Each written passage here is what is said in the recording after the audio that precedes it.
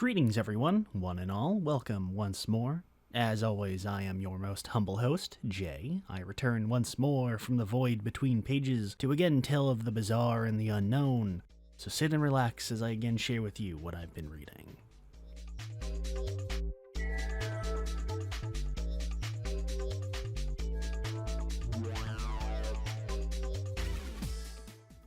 The past is an interesting thing.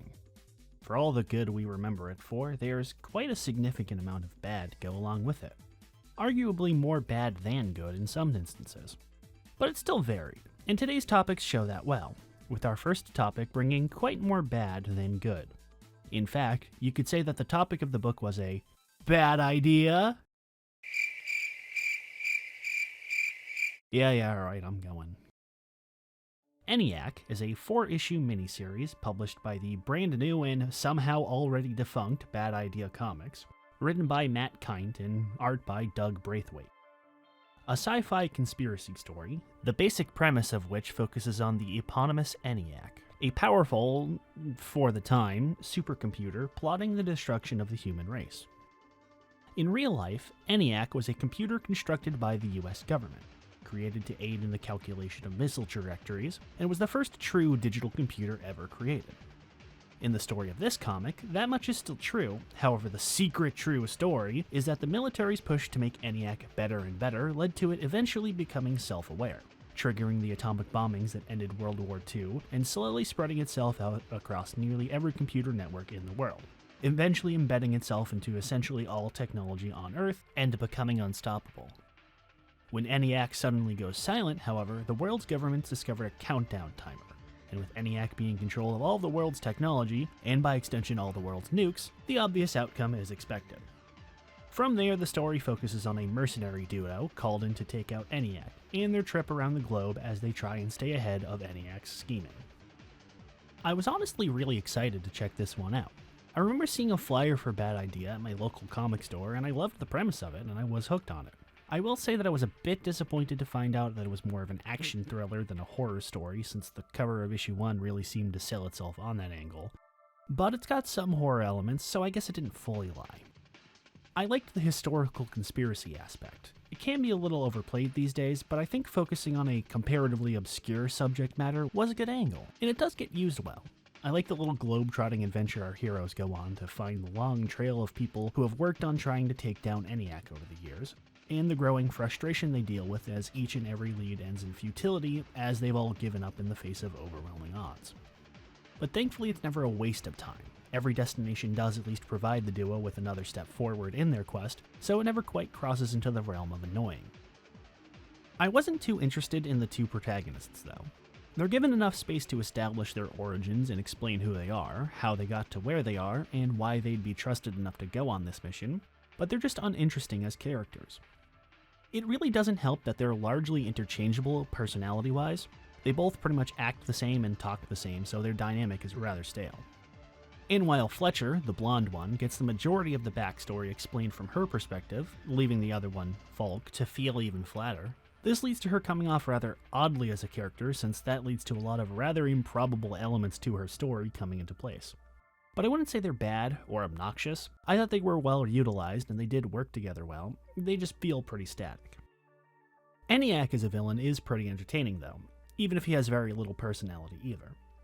Rogue AIs have been done about 100 times by now, and while ENIAC doesn't exactly bring much new to the table, I did like the concept. It's comparatively rare when the evil AI becomes self-aware and all-powerful because of deliberate engineering and not by sheer coincidental happenstance. And I like how they incorporate elements of real history involving ENIAC's creation and operation into how it became so smart.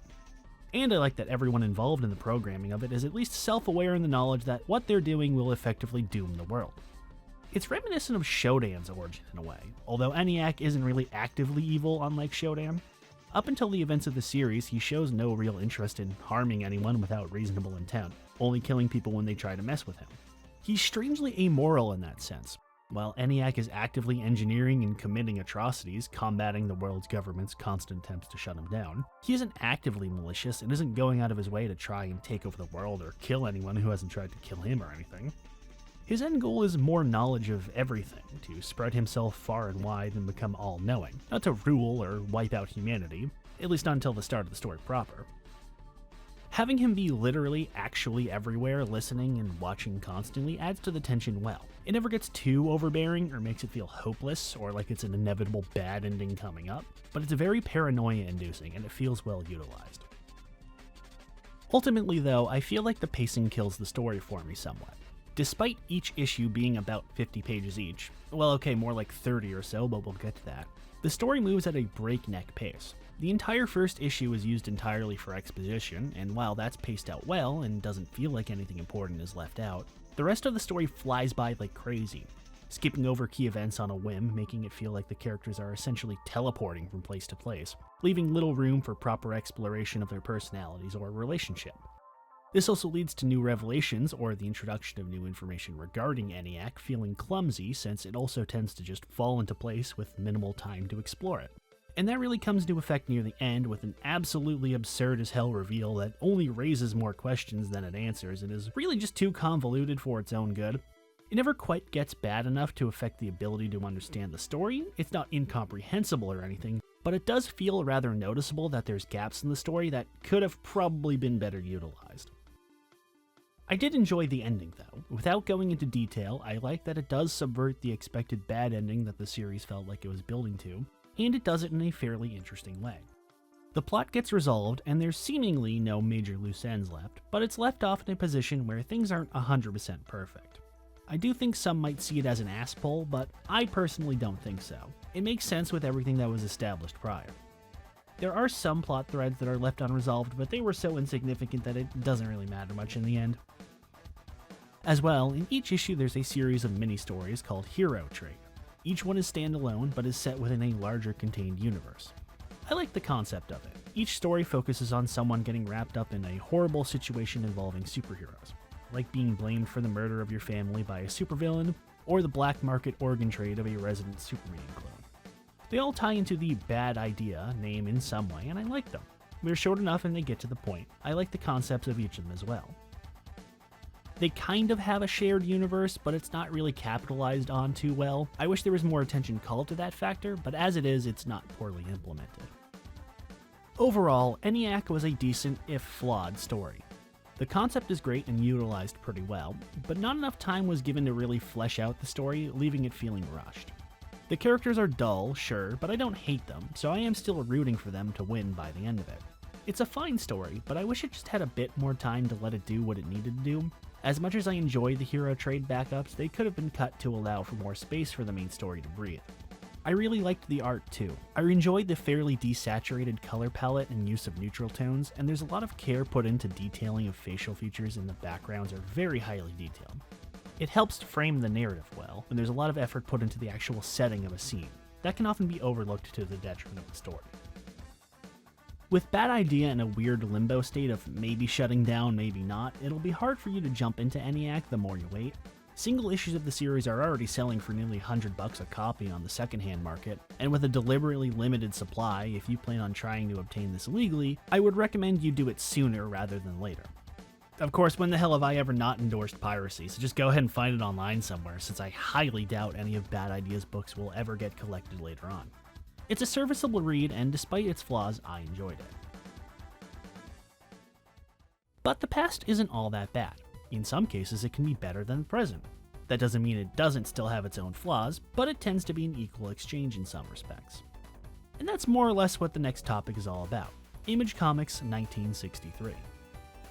Published in 1993, the 1963 miniseries was a project put together by Image Comics. Equal parts loving homage and scathing critique of the comic industry of the Silver Age, predominantly Marvel's practices and catalog at the time. Written by Alan Moore, with art by a revolving door of artists, predominantly Steve Bissette and Rick Veitch, 1963 emulates the aesthetics and style of early 60s Marvel in a series of mostly standalone stories, each focusing on a different character and corner of the universe they occupy. The miniseries does a spectacular job at emulating the aesthetics of the Marvel books of the era, with pale, washed-out colors to give it that feel of a cheap printing, and each artist doing their best to replicate the styles of the artists who worked on the actual versions of the characters at the time. There's a lot of care put into the presentation. The rigid 3x3 panel structure old comics adhered to, with very stiff yet highly expressive artwork, and even the inclusion of fake advertisements and a whole fake letters column and everything. While the kayfabe the book operates on isn't quite consistent about whether it's supposed to be old books from the 60s lost to time, or books published nowadays with an old-timey aesthetic, there's a great attention to detail and helps to sell the experience. The first issue of 1963 focuses on the hero team of Mystery Inc., no not that one, a pastiche of the Fantastic Four, as they try to survive after the defense systems of their secret base, Mystery Mile, go rogue, while chasing a mysterious intruder who's found his way in. I enjoyed the Mystery Inc. gang, and I think more emulates the dynamic of the Fantastic Four well. The friendly bickering and petty jealousies hiding a layer of genuine care and affection for each other is quite entertaining, if a bit shallow due to the short runtime. I like that they were given power sets that are similar enough in general concept, but still different enough to make them stand on their own. Well, except for Planet, the Thing XP, but it's hard to make super strong invincible guy who looks like a scary monster very different, although giving him the power to switch back and forth kinda helps a bit. As for the story itself, it's a fun one-off plot. I like these kinds of stories where the heroes have to fight against something they've built to protect themselves against a villain. It always ends up being a fun time. The mystery intruder doesn't have much involvement with the story. I like the mystery behind him suddenly materializing in their base and having him seemingly moving around in reverse, but he has zero involvement with the plot of the security systems going haywire. Although he's more relevant to the overarching meta plot of 1963 as he kidnaps Kid Dynamo, the Human Torch XP, before he runs off. My biggest problem, and this is a problem that nearly every story in 1963 has, is that too much of the time is spent on fake callbacks to old issues in the meta-universe of the 1963 comics. Normally, I really like when this is done. It's an easy joke to pull, and it helps to quickly establish the world of the characters and make it feel more like you are just reading a single random story of a long-running narrative and not a one-shot fabricated right there and now. But the first issue goes a bit too overboard with it, with nearly every other page having the characters stop and do a callback to a prior adventure, or explain something that had happened to them that we didn't see. It's admittedly a hard thing to balance. I know I've done the same thing when I've written things, and I've also made the same mistake. You can't do too little, because then it just feels like a flat knockoff, or makes it hard to get invested. But you can't do too much, because it bogs down the reader with info that's not really fully necessary to know, and more importantly, strains the credibility of kayfabe. While it's certainly true that Silver Age comics were written with the assumption that the reader was either a dumb child or a mentally handicapped individual, they at least had enough faith in the intelligence of the reader to not stop and explain the hero's origin in full in the middle of a story, or have 8 different callbacks to old stories if they weren't immediately relevant to the moment. And that's my problem here as well. I understand that in places it's necessary to do so, but it could have been dialed back a bit. At least in the content of the actual issue itself, the fake letters pages are a great place to put a majority of that. And while I'll save my thoughts on the art as a whole for the very end, this last page with the Mystery Inc. crew diving into their whack-ass dimensional portal is utterly fascinating. It's an effect I've seen Kirby do before, and Veitch replicates it well. The mind-bending shapes and surreal patterns, with the colored art contrasting with the photorealistic qualities of the black and white background. It's very cosmic horror-y, and does a great job at selling the horror of our heroes diving headfirst into a dimensional gateway to parts unknown. As a first issue, it does a good job at establishing the overall tone and themes of the book, laying a solid groundwork for the rest of the miniseries. In a vacuum, it's not a particularly great standalone story, but I enjoyed it for what it was. Next up is The Fury, who's not really a pastiche of any character in particular. His mannerisms and overall personal life is pretty clearly Spider-Man, but his fighting style takes more from Daredevil, and being a legacy hero carrying on the name of Fury from another puts him into a category of his own. Fury's issue deals with him being contracted by Laser, the local SHIELD XP, to protect a mysterious cargo shipment, only for it to be attacked by one of Fury's regular rogues seeking to take the cargo because evil. This one is also really fun. Moore again really nails the dynamic of Spidey here, and manages to make a particularly entertaining plot that I could honestly see being in an actual Spider-Man story. Fury carries that slightly obnoxious and annoying tone that Spider-Man has down pat, and his quips are just funny enough to be irritating, but still worth a chuckle. Which is good. Spider-Man's quips aren't supposed to be funny, but they're also not supposed to make the audience want to kill him, just the villains. And it's balanced well with his self-deprecation and constant worrying about life, worrying about his mom and feeling bad about lying to her and others about his identity, and the obligatory great power equals great responsibility moral in the form of trying to follow in the footsteps of his father, the original Fury, who was killed in the line of duty due to a mistake he made, and his quest to uphold the dying words of his father to not let evil win. A copy nonetheless, Fury feels very realized as a character in a way that the other 1963 heroes don't, although how much of that is from copying the more down-to-earth stories and problems of Spider-Man is up for you to decide. As for the costume, while I like the overall shape and design to it, I think it has a bit too much black for my liking. There's a reason why Ditko always used blue to shade Spidey's costume before everyone decided it was just blue in general. The Fury's villain, the Voidoid, terrible name by the way, is pretty lame though. He has nothing really going for him, he's just a generic evil for evil's sake villain. The costume idea of being a literal white void is conceptually interesting, but this leads to the action with him feeling rather lifeless. It's just Fury fighting a giant blob of empty space. And his power of he can't be touched by anything making him basically unbeatable is immediately invalidated because he puts on this dumbass helmet and gets this dumbass gun to fight Fury. So the only thing that makes him any threat is pointless. The narrative seems to treat him as being a big deal to Fury too, so it just makes him seem like a total chump and not worth the effort. And it may have been deliberate, him being an amorphous white void with no real motive, representing how older villains didn't really have any definable motives or personality. But either way, Moore was aware of this problem because the last few pages go into a total non sequitur when the mystery cargo Fury was guarding turns out to be a mutant psychic T-Rex which goes on a killing spree. Honestly, I wish this was the main focus to start with, because how can you go wrong with psychic T-Rexes? It's goofy and Silver Age as hell, and it's fun watching Fury try and figure out a way to defeat it. The Fury is another pretty good one, but it feels a bit unsure about what it wants here. It feels more concise with making it feel like a random snapshot of a real series, and the callbacks feel more natural, but the actual bulk of the story feels confused and has a bit too many ideas going on at once. The third issue is Tales of the Uncanny, a pastiche of Tales of Suspense, featuring 1963's Captain America and Iron Man XPs, USA and the Hypernaut. USA's story focuses on him trying to solve a mystery he uncovers after stopping the JFK assassination, and Hypernauts has him fighting a mysterious alien from another plane of reality. Conceptually, both stories are really interesting, and I had fun reading them, but both USA and Hypernaut are pretty boring characters.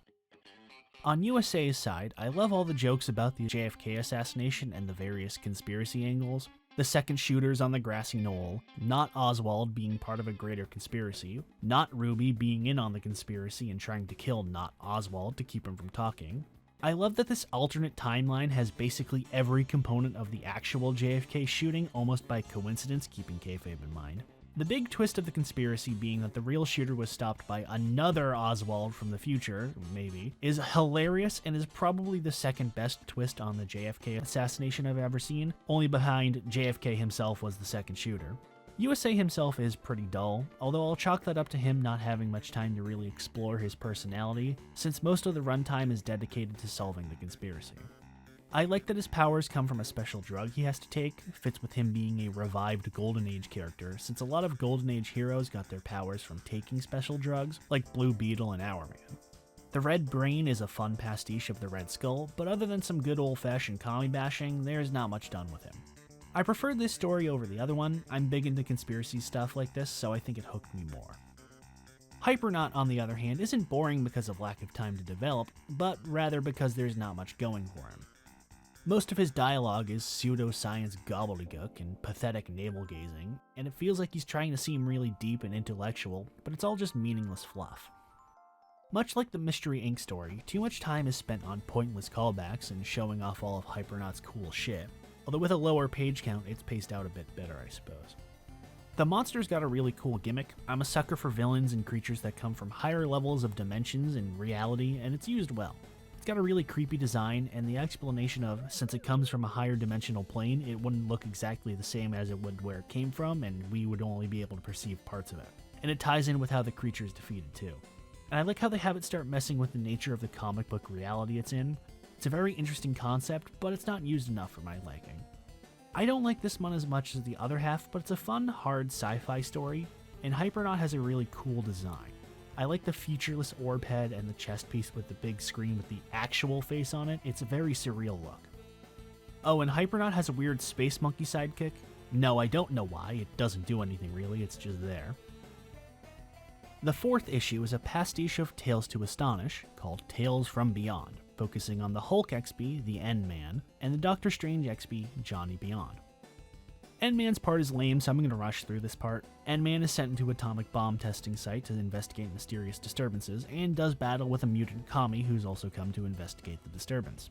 N-Man isn't all that much of an interesting character. Granted, I've never much cared for the Hulk either, but no real effort is made to establish him as anything other than the basic level Hulk clone.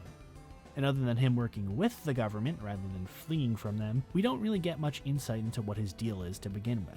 Having him explore an atomic weapons test site is a good way to have really surreal and bizarre set pieces, but the environments are rather dull and lack much of anything in the way of exciting or fantastical elements.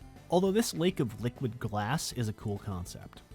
It's mostly just a brainless fight for a majority of the pages. The villain, Comrade Cockroach, is also pretty boring and is mostly just an excuse for easy commie bashing. Not that there's nothing wrong with commie bashing, fuck the commies, but nothing is really done with him being a mutant roach man.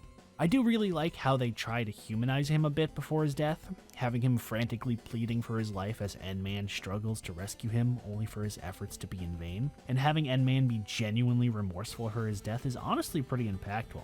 It wasn't exactly something that happened in the Silver Age, but I think it makes him more interesting in a way. Johnny Beyond, on the other hand, is super interesting, and is honestly my favorite story of the bunch. The story focuses on Johnny offering to help a woman who's lost and disoriented, leading him on a strange journey through space and time. Johnny probably strays the most from the Marvel hero he's parodying. While he's still a mystical caretaker of supernatural shenanigans, Johnny's a smooth-walking, jive-talking beatnik who's well-versed in what's hip and happening. I like the carefree attitude and overly optimistic outlook. It serves for a great contrast for the twisted and bizarre happenings of the story and makes him immediately endearing. Moore doesn't go too far with the 60s hip lingo with Johnny either.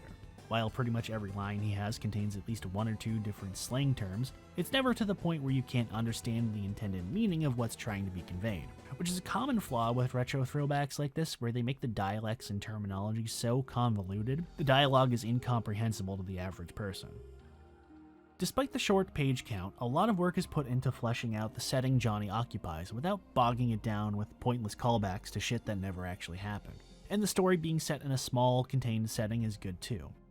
The concept of the apartment building's spirit getting twisted up in space-time is well represented by having Johnny slowly come to the realization that something's up by watching his new acquaintance getting closer and closer to where his friend's apartment should be, only to culminate in a totally different place and a doppelganger of himself to boot, is built up really well. I like how it ties into the overall meta-plot too, with the acquaintance being from the future except not quite, and with the shifting of reality and timelines that's going on, it's fairly subtle with the inclusion too, making it a central part of the story without directly calling attention to it. My only major complaint is that it ends on a cliffhanger, since it means I will forever be disappointed not knowing how Johnny Beyond gets out of the danger he's stuck in. But it's honestly the 1963 story I recommend you read the most. The fifth issue is Horus, Lord of Light, an obvious XP of Thor, the story of which focuses on Horus's trip to the home of his fellow gods going completely awry, forcing him to keep watch over Ra during his nightly journey through the gates of the underworld. This one was also really fun, much in the same way that Kirby used a general level of knowledge of Norse mythology to weave surreal, otherworldly stories. Horus uses relatively surface-level info about ancient Egyptian mythology to tell a fascinating story of a bizarre alien realm full of gods. Horus himself is pretty dull, but Silver Age Thor tended to be pretty flat too from my own personal experience, so it's at least accurate. And I found him to be an effective hero, but there's not much I can really say that describes him. The story itself is inventive, with Horus getting manipulated by Set into getting stuck on Ra's solar barge, forcing him to guard Ra during his trip through the nighttime as depicted in Egyptian mythology as a trip through the underworld itself. Not helping matters is a normal human who followed Horus here by stalking Horus's human disguise to the Heliopolis. All of which is an elaborate multi-tier scheme by Set to fuck with Horus. I like how it plays fast and loose with Egyptian mythology. Much like Thor does, it takes the Cliff Notes versions of some mythological figures and elements, while staying relatively accurate to the general depictions for others. It's a very interesting depiction and makes me wonder what the alternate reality where Horus was a real character back then and how that would affect general public perception of certain mythological figures would be like. The designs of the gods and the underworld is my favorite part of it.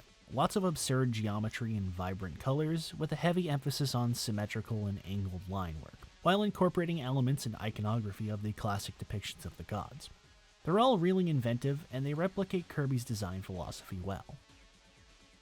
And now finally, the 1963 metaplot coalesces and comes into the spotlight, kicking off with the 6th issue, the Tomorrow Syndicate, the obligatory Avengers XP featuring USA, Horus, Hypernaut, N-Man, and the newly appearing Inframan and Infragirl, XPs of Ant-Man and Wasp. Throughout each individual story up to this point, each member of the Syndicate receives an urgent message from Inframan, calling them for an urgent meeting. Picking up from the events of issue 2, where the Fury's enemy Voidoid uses mysterious technology to try and kill him, Fury turns over the tech to definitely not the Inframan's secret identity, who discovers the tech gives off a strange energy signal that's also coming from the Mystery Inc.'s secret base, leading to the Tomorrow Syndicate heading out to investigate, and leading to them to take a trip to the Mystery Inc.'s dimensional portal to try and see just what in the actual fuck is going on here. I think spending the time to establish all the characters and the setting made this one more enjoyable. A lot of this one is mostly just cheap multiverse jokes. Interesting that even by 1993 people were sick of multiverse stuff. I do like the way the team's dynamic is portrayed, and how you can tell that even working together, they still have their own motives and they have trouble putting that aside. I will admit the jokes about the multiverse being a giant bureaucracy and hero crossovers are a bit stale, although they're so overdone nowadays that I don't know how much of that is just overall fatigue or them just not being that funny here. But the actual journey throughout, looking for Mystery Inc. is diverse enough to be interesting.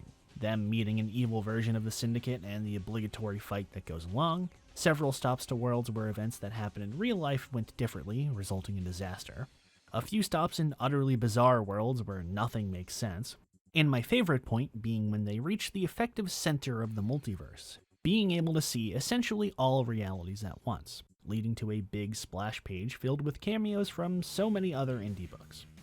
You've got Cerebus, Flaming Carrot, the Max Immortal from Brat Pack, the Understanding Comics guy, and a few others that I can't quite recognize off the top of my head, but the editorial column has the full list for those interested.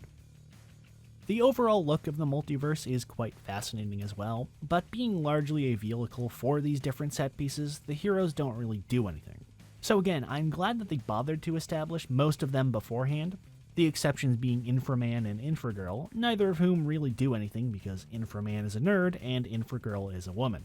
Them searching for Mystery Inc. is also largely just an excuse to get them here, since the Syndicate largely blunders their way through on the journey, and only seems to find their way to where they need to go by accident.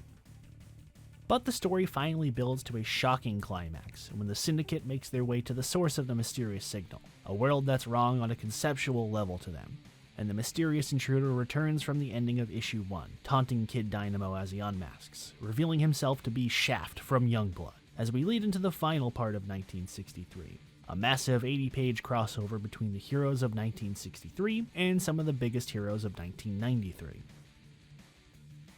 There's just one tiny little problem with that. It doesn't exist. See, now we get into the biggest issue with 1963, in that the final issue, the thesis statement for what Moore and company were trying to go for, the entire linchpin to understand what the point of the work was never released, and apparently never even finished to begin with.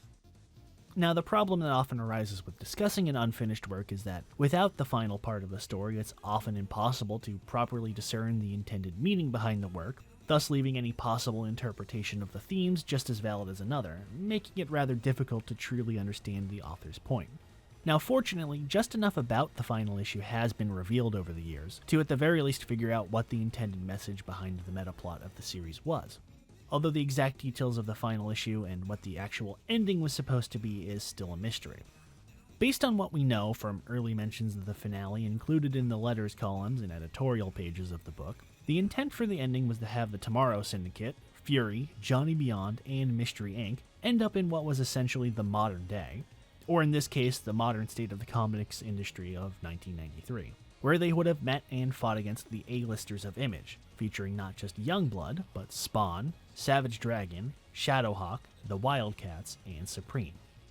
The intended meaning behind 1963 and this crossover was effectively a commentary on the failings of the Marvel style, how their push for overall more thematically grounded and dramatic stories during the era, as opposed to the standard Silver Age style of just do fucking whatever, created a domino effect which directly contributed to the extreme grimdark violence and edginess of the late 80s and early to mid 90s comics industry, and the effective death of the superhero genre.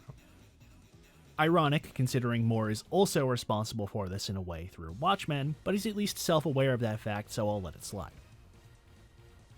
As is, it's difficult to tell that's the intended message of 1983, but not outright impossible. It's easy enough to interpret that's the case, seeing the setup at the end, although still open enough to leave multiple guesses. So what exactly happened? Well, the official version of events goes like this. After the 1963 project begins work, Jim Lee is announced to be handling the art of the final issue, and work begins on the script for it.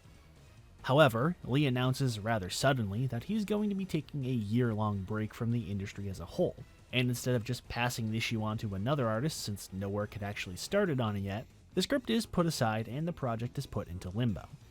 This ended up being an effective death sentence for the book, as by the time Lee had returned, he had given himself so much extra work he couldn't even begin to start working on it. This is of course the official reasoning.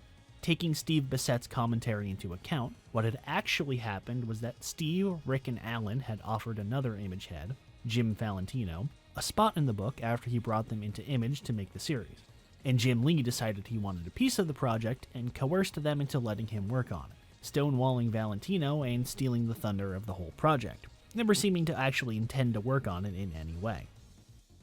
Whether that's the case or not, things were only made worse when about a year after Lee's return, Rob Liefeld quit Image and went solo, resulting in Youngblood and Supreme now being effectively off limits.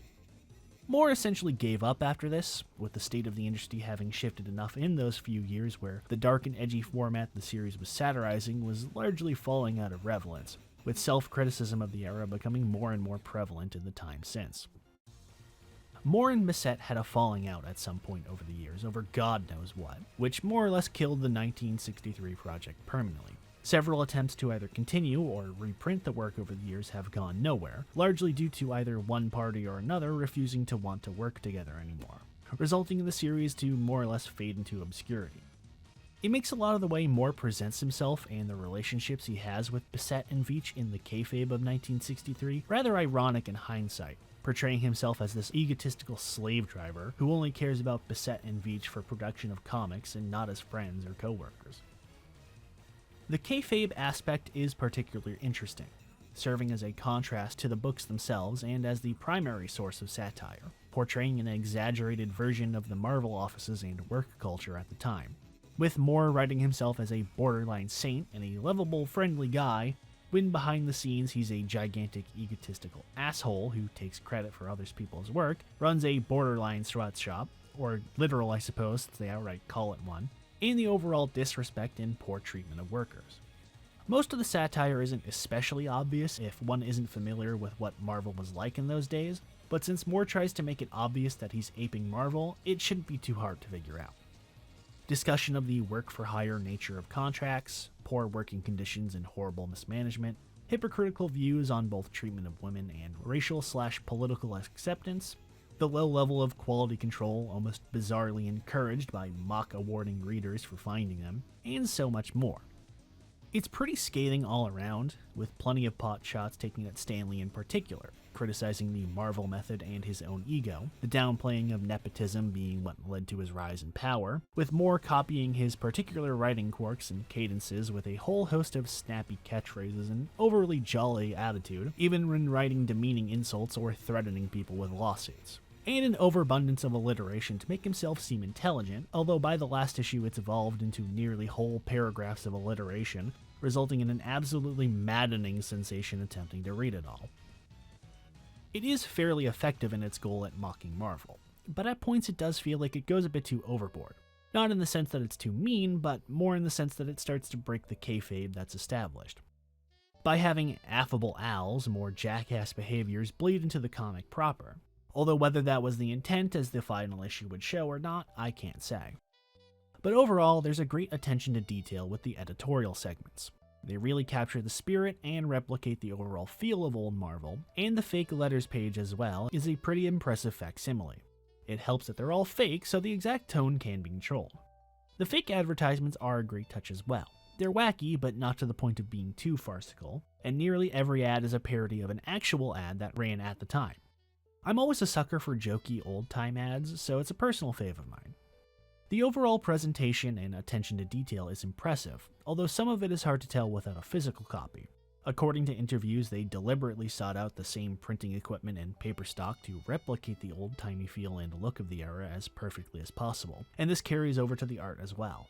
Veitch, Bissett, Valentino, and all the other artists do a fantastic job at replicating the aesthetics of the era as best as they can. Veitch primarily aping Jack Kirby's stylings, and managed to pretty faithfully replicate his designs and his particular artistic quirks. Bissett, on the other hand, seems to go for more of a copy of the aesthetics of the day rather than a copy of a specific artist, although he does ape a bit of Ditko here and there. My only real issue is that the art and coloring is a bit too clean and often a bit too detailed to really match the Silver Age style, but you can only go so far with replicating something without trying to deliberately copy the shittier aspects of it intentionally after all. I wish they stuck a bit harder to the kayfabe nature of it. They start to stray from it as it goes on and begin to make references and comments on more topical elements as opposed to trying to stick to it being as if it is actually made in 1963. But since it's not a significant part of the experience, I can't say it harms the work overall. 1963 certainly accomplishes its primary task at being a retro throwback to the classic era of comics. But without the final issue to tie everything together, it's stuck in an uncomfortable position. While it still manages to stand on its own, without the final issue to complete the piece, it's left in an unenviable position where it can't properly convey the message without outside information to fill in the void. This makes it hard to judge the overall quality of the work and how effective the message was, and makes discussing the work overall hard. But I would say it's a success. It managed to get me interested in the characters and stories pretty well overall, and the stories themselves were entertaining snapshots into a series that will never be. The level of dedication put into making them seem like they are genuine stories from a forgotten comic is impressive, but expected from everyone involved. If you're fond of Marvel's main staples or big into metafiction, I would give it a solid recommendation. The level of effort put in is impressive, with Moore & Co. going so far to give kayfabe interviews for the series and help to try explain the metafictional universe they've designed for themselves, and the dedication isn't wasted. It's a shame that it'll never be complete, but it's better that we got part of it rather than none of it, I suppose. And on that note, I believe that's all for this time. This has been Jay, and as I return to the void between pages, I look forward to when next we may meet, and I can share what else I've been reading.